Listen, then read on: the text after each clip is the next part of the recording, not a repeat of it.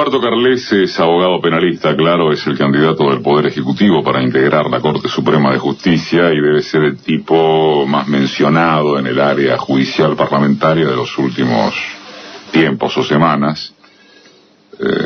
En todo caso, después de Lorenzati Fight, ¿no?, que viene empezando el podio. Y ha recibido por parte de lo que uno denomina la prensa hegemónica, que es una buena denominación, es una objetiva denominación, porque tiene la hegemonía cultural, una serie de ataques muy considerables y muy considerados en función de marcárselo como una suerte de lorito de Zaffarón y así sucesivamente con todas las escalas adjetivadas que uno quiera señalar. Primero, obviamente, buen día y gracias por estar aquí. No has estado en mucho medio que digamos. Y segundo, hagamos al aire un contrato de esos que a veces los periodistas hacemos en privado con algún invitado, que es ¿de qué no podés hablar? Porque yo me imagino que todo bien, porque claro, yo me imagino, a ver, tu pliego está en el Senado, en un estadio que ahora contarás cuál es, y uno pensaría que te tenés que cuidar de lo que tenés que decir de la Corte o de X cosa que pueda perjudicar tu candidatura. ¿Hay algo de lo que no podés hablar? Hagamos el contrato al aire y la gente lo va a entender. Dale, Eduardo, buenos días. No hay ningún tema del que no pueda hablar. ¿No? No. ¿Y hay alguno de lo que te cuidas más que el otro? Bueno, en algunos casos, con algunos temas sí hay que ser particularmente prudente, quizá para no herir alguna susceptibilidad, o si se trata de algún caso puntual en el que de ser juez de la Corte tuviera que resolver, pero únicamente. Sobre el resto de las cuestiones no hay ningún límite. ¿Te jode, no, te conviene o no que digan que sos el candidato del Papa? Bueno, para algunos es un dato negativo, para otros un dato positivo. Yo creo que lo más prudente sería dejar al Papa al margen de todo esto, ¿no? Esto es una cuestión política, institucional, interna nuestra, en la que la opinión del Papa no debería ser un factor relevante, que por otra parte, que yo sepa, no la ha expresado ante ninguna persona. De modo que... Toda esa cosa de que le dijo a Cristina, Carles es mi candidato, no consta. En acta seguro que no consta, pero tampoco consta ni siquiera. No, a mí no me consta para nada, en absoluto. Para mí ha sido, otro factor de ataque, porque lo que muchos medios han dicho era que yo pretendía valerme de una relación personal con el Papa para acceder a este cargo, cuando en realidad, esto no ha sido así, ¿no? ¿Vos pensás que el actual problema con la Corte y en la Corte es un problema institucional o es un problema político? Y en todo caso, ¿es grave? Tiene componentes de las dos cosas. Por empezar, la situación actual de la Corte, no está de más recordarlo, está con un miembro menos, por debajo del número legal. La ley prevé que tiene que tener 5 miembros, hoy está con 4. Esto que, se ha dicho, si la Corte se ha discutido, si puede o no funcionar igual con 4 miembros, lo cierto es que el número legal es de 5. Y esto sí puede generar un problema institucional, y hay un problema político que se ha suscitado a partir del acuerdo que ha hecho la oposición en noviembre del año pasado, diciendo que no iban a acompañar a ningún candidato a la Corte que propusiera este gobierno, cuando todavía quedaba un año de ejercicio, ¿no? Entonces veo, evidentemente, sí que hay un problema institucional que también tiene un componente político importante. El componente político tiene que ver con más que el número de actuantes reales de la Corte, suponiendo que fueran 4, está la duda acerca del estado psíquico de Fight. El componente numérico se relaciona con el número al que acabas de señalar, o se relaciona con las características ideológicas del presidente de la Corte, un tipo amigo de las corporaciones, todo lo que ya se sabe, por lo menos en este palo. Esta Corte prácticamente, salvo por el caso de Fadi Maqueda, fue designada también por este gobierno, ¿no? La doctora Hayton y el propio doctor Lorenzetti. Yo la verdad no estaría en condiciones de abrir un juicio acerca de las concepciones ideológicas o de las preferencias de cada uno de los miembros de la Corte. Lo que sí veo es que el número reducido es un factor que va en contra de la pluralidad. Y no me refiero solamente a una pluralidad ideológica, sino a la deseable pluralidad de género, a la pluralidad en cuanto a la especialidad de la materia de la formación de cada uno de los miembros. La procedencia geográfica es otro factor que históricamente no se ha tenido en cuenta. ¿Geográfica? Sí, ¿Por qué? Por supuesto. Y porque tiene que haber, es un país federal tan grande como el nuestro, y tendría que haber también juristas del interior. Es algo que nunca se ha... No los hay. Es un dato, ¿eh? Por lo menos yo nunca había reparado en eso. La Corte atiende en Buenos Aires. La Corte atiende en Buenos Aires, además de Dios. En Buenos Aires, exactamente. Sí, Adriana. Pero eso te jugaría en contra a vos también, porque no sos del interior. No importa, pero yo estoy hablando de lo que sería deseable. Quería preguntarte respecto, tomando la pregunta de Eduardo, si también influye el volumen de causas que tiene que trabajar la Corte, que no queda claro si son 13.000 al año, 14.000, si son muchas, si son pocas, si hay selectividad. Digo, el número reducido o esta situación que acabamos de describir, ¿influye también en el funcionamiento estrictamente de calidad de la Corte?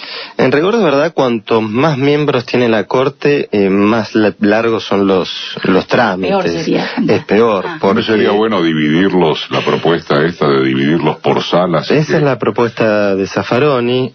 Yo, acá demuestro que no soy un lorito, como dijo recién Eduardo, no comparto esa propuesta. Tengo dudas acerca de la constitucionalidad de la división en salas de la Corte, porque nuestra Constitución prevé una Corte Suprema que debe resolver y entender en todos los casos en pleno. Es decir, me parece que no sería admisible esta división en salas.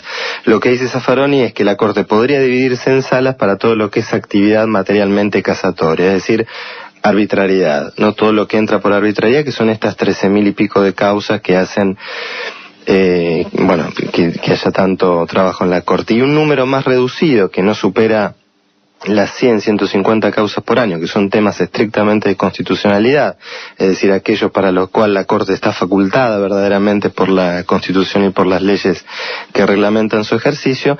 Esos temas sí podrían ser resueltos por el Pleno. Yo tengo dudas sobre la constitucionalidad de esto. Con toda sinceridad, Roberto, ¿por dónde te pueden entrar a vos desde el punto de vista técnico, legal o en cuanto a tus antecedentes? Vos sos diploma de honor de Derecho de la UBA, ¿sí? Fuiste coordinador de la Comisión para la elaboración del proyecto de ley de reforma, actualización e integración del Código Penal. Doctor en Derecho de la Universidad de Ferrara, en Italia. Doctor en Ciencias Penales de la Universidad de San Carlos, en Guatemala. Presidente del Comité de Jóvenes Penalistas de la Asociación Internacional de Derecho Penal. Secretario de la Asociación Latinoamericana de Derecho Penal y Criminología, y por supuesto que la lista sigue, mucho más amplia que esto. Pero esto, vamos a ponerle que da una idea de la sustancia técnica que te respalda. ¿De qué se te acusa para, si es el verbo correcto, para rechazar tu pliego? ¿De algo que te falta técnicamente o de que sos el candidato del Ejecutivo? Creo que en el fondo lo que está en discusión es si se le va a permitir o no a este gobierno completar la Corte, ¿no? Me parece que eso quedó claro con el acuerdo que hizo la oposición en el mes de noviembre. Luego ha habido recordémoslo, la oposición dijo que firmó, ¿no? Que sí, bajo firmaron un acuerdo, fue una iniciativa del senador Justinian y fue tan claro que, incluso el senador Sanz dijo ni aún en el caso de que Ricardo Gil Lavedra fuese el candidato lo votaríamos. Como para que quede claro que no es una cuestión de que están solicitando un diálogo, un consenso para acordar un nombre, sino que a priori dijeron que no iban a acompañar a ninguna candidatura. Muchas de las críticas que se me han hecho, son críticas veladas, pero que giran en torno de la edad. Es decir, ¿cuántos años tenés? 33. ¿Eso te juega en contra? Sí, sin duda. Es decir, no se me ha atacado directamente por la edad, porque la edad es la que está prevista en la Constitución, que es la misma que se requiere para ser senador. O sea, más de 30. 30 o más. 30 o más. Pero muchas de las críticas que se han hecho, si bien no se menciona el tema de la edad, indirectamente tienen que ver con esto, ¿no? Como un probable desconocimiento del derecho o una falta de experiencia. Para eso se me sometió a un examen de más de 6 horas ante la Comisión de Acuerdo del Senado, que de hecho tuvo muy poca difusión pública. Contalo, yo ni idea tengo, la verdad. Sí, estuve 6 horas ante la Comisión de Acuerdo del Senado, como han pasado ya todos los candidatos a la Corte y a la Procuración General de la Nación, con la particularidad de que en mi caso, bueno, como no había, en otras audiencias se han estado horas discutiendo acerca, por ejemplo, del patrimonio de los candidatos, ¿no? En mi caso, como no había patrimonio que discutir, lo que se me hizo fue, bueno, se me sometió a un examen de derecho, de 6 horas de preguntas jurídicas. ¿Los senadores sabían? ¿Los senadores sabían de eso? No, ¿Cómo es el claro, se las escribió la pregunta. No fue sesión secreta. No, fue una sesión, una audiencia pública, está en internet, se puede ver. Yo confieso mi ignorancia. ¿Cómo son esos exámenes? Bueno, es que ha habido... Te juntan los tipos de la comisión y ¿qué te preguntan? Ha habido otros casos en los que las audiencias no fueron tan buenas y se las transmitieron en vivo, ¿no? En mi caso, como aparentemente la cosa venía bien, no se supo demasiado. ¿Qué te preguntan? En realidad las preguntas hubo algunas pocas preguntas que hicieron los senadores, pero la gran mayoría de las preguntas estaban hechas por asociaciones civiles, ONG, es decir, gente que las había preparado con anterioridad. A mí me parece sumamente positivo que se haga de esta manera. Sí, vale. Ojalá que de ahora en más sea una práctica que quede instalada, ¿no? Bueno, y después del examen de 6 horas, frente a la Comisión de Acuerdos del Senado. Después de eso, ¿qué pasó? Bueno, después de eso había una fecha prevista para el tratamiento en el Pleno. Como saben, se requieren los 2/3 de los votos de los presentes para dar el acuerdo y aparentemente no se alcanzó esa cantidad de votos, de modo que el pliego está con dictamen favorable de la Comisión de Acuerdos a la espera de una nueva fecha para ser tratado en el recinto. Pero la oposición se niega. Si la oposición continúa en la posición en la que está, evidentemente no se va a alcanzar. Con lo cual, y para cerrar el capítulo de Carles Corte, a la Corte, y después hablamos de la justicia, ¿estás puesto? Claro, porque si la oposición se niega y van a esperar a una composición del Senado eventualmente más favorable post elecciones, tampoco te van a votar a vos.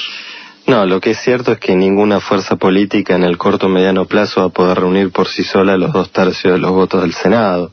¿Y entonces que sigue la Corte en un limbo con un amor de A3? Si no se sientan a negociar y llegan a algún acuerdo todas las fuerzas políticas que puedan resolver este problema, sí, esto va a ser un estancamiento institucional.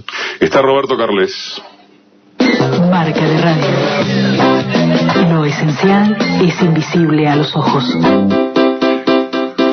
Sigue en piso Roberto Carles, abogado penalista, el candidato del Poder Ejecutivo para integrar la Corte Suprema. Mi idea es hablar de la justicia en general, pero me queda pendiente una de lo estrictamente ligado a la situación de la Corte actual, porque incluso hay variado aporte de los oyentes en torno de esto. Hay uno por Facebook que te dice, veamos, Aníbal Tessini, si tenés 33 años, imagínate que cuando tengas 100 vas a tener 70 en la Corte, lo cual es bastante original. Supongamos que esta Corte falla, lo que quiera que fuere, y vos después te presentás e impugnás el fallo porque querés que se corrobore el estado psíquico de Fait. ¿Se puede? Sí, claro, se podría, porque si hay dudas efectivamente sobre la capacidad, la habilidad para el cargo de uno de sus miembros, se podría pedir la nulidad de esa sentencia. El problema es si efectivamente se comprobase esa situación, hasta qué momento se la hace retroactiva.